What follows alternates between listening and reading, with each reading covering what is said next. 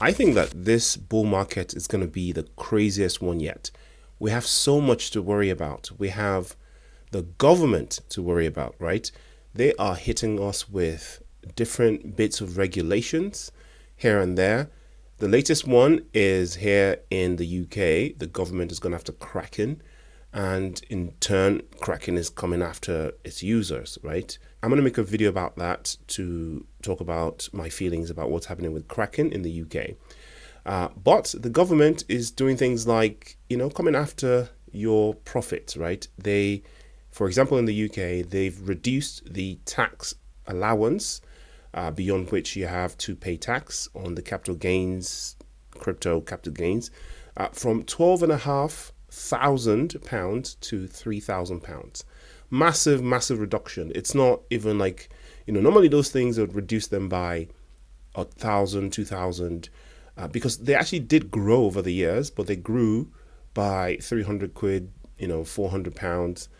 But now they just basically took a massive chunk off of it because they know that this bull market, a lot of people are going to make a heck of a lot of money and they want a massive chunk of it, right? And obviously that is a retail tax, right? Because if you think about it, right, the big organizations, their profits are far beyond £12,000, right? It's to capture retail, right? So a lot of people are going to put in hundreds of dollars, hundreds of pounds, and they're going to make £4,000, £5,000 in profit. Some people are going to put, 1,000 in and they're going to make 12,000, 15,000, 30,000. Now, under the old taxation rule, those people would have had a lot of their allowance. Some people might not even have been liable for tax at all. If, you put $100 in and you made a profit of $11,000, then you wouldn't have been liable for tax under the old rule. So apart from all the regulations that they're putting in to tighten things, to control DeFi, for instance, they're also putting in regulation to extract the maximum amount of tax from retail. So that's one thing we have to deal with. We're also going to have to deal with these massive organizations that are going to be competing with us. So obviously we have BlackRock, Fidelity, JP Morgan, HSBC, and over here in the UK we have some other companies as well that are getting into crypto. They have infinite pockets. They're able to hire, the most professional, the most tactically ruthless traders and people who can manipulate the market, much in the same way that they've been manipulating the stock market for centuries, right?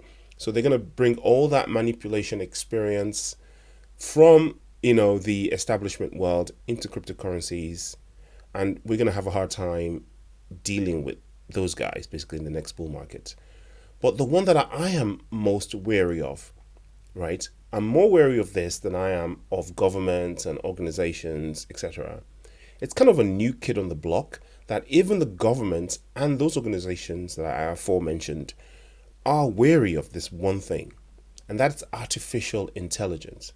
If you think about it, an AI is pretty much a spawning of a person, right? It's an entity who has an artificial mind, who is able to trade continuously on the stock markets, on the crypto markets, financial markets, everything, right? And this entity needs no break. They've got no limits. They have no emotions. They have no limitations. They can't be manipulated in the same way that we can. Artificial intelligence, especially if it's got access to the internet, is limitless effectively, because it can in real time monitor hundreds of thousands, if not millions of information points, including exchanges, prices on exchanges, price feeds, news articles, social media accounts. It can simultaneously monitor every single social media account in the world and look out for clues. It can do data analysis faster than anything else. It can do chart analyses. It can do, TA in a way that nothing else can. And it can do all of these things simultaneously, continuously.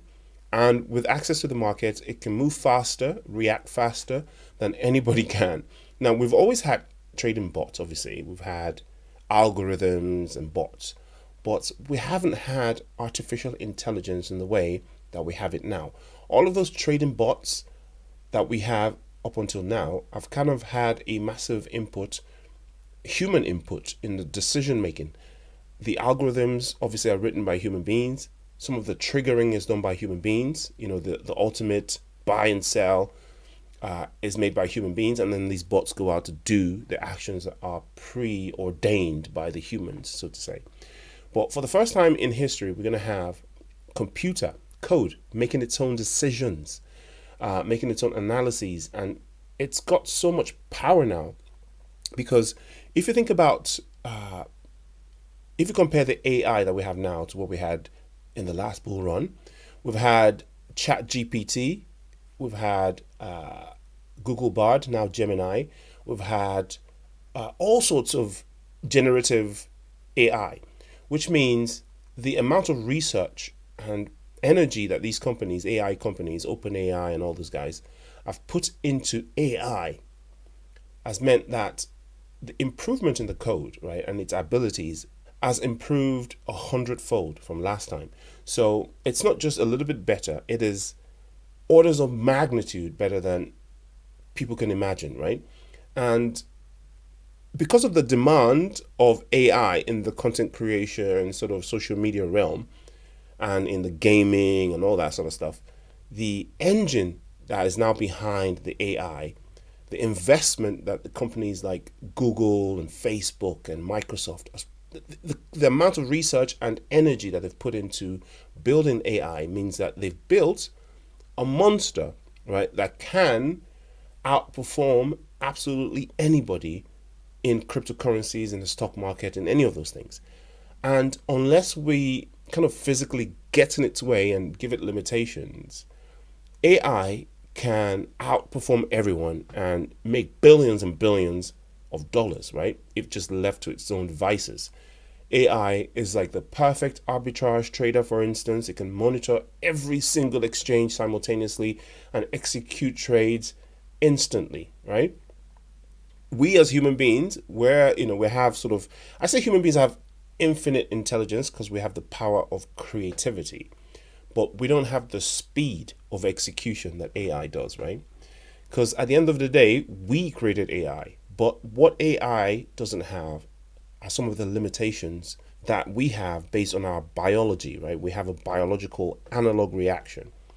Now, talking about our analog reaction, that's kind of a clue in how to actually defeat AI when it comes to trading in the stock markets or in cryptocurrencies. And that's exactly the power that we have, the power of foresight, right? So we can front run AI in advance, because one thing that AI can't do yet is time travel. AI can't time travel. And because AI can't time travel, we can take decisions ahead of time, knowing that AI might do stuff in the future, right? And when it comes to cryptocurrencies, what I'm talking about is dollar cost averaging, right? And hodling. Those are the two tools that we have. They're the tools that we've used against the government. They're the tools that we've used against these big organizations. We front ran them years ago. We dollar cost averaged into our crypto and we just hodled. And what happens is, no matter how many times the market goes up and down, the arbitrage trading, the liquidations, yada, yada, yada, the overall trajectory of crypto is up. And when we hit our target, if we want to sell, we can sell, because then we've made our profit over time. Okay. And as long as we don't succumb to the FUD, which is obviously the tools that the government and the establishment have against us, because they know that we're emotional beings, as long as we don't succumb to that stuff, then we win overall, because these organizations, AI, the government, none of those people can time travel.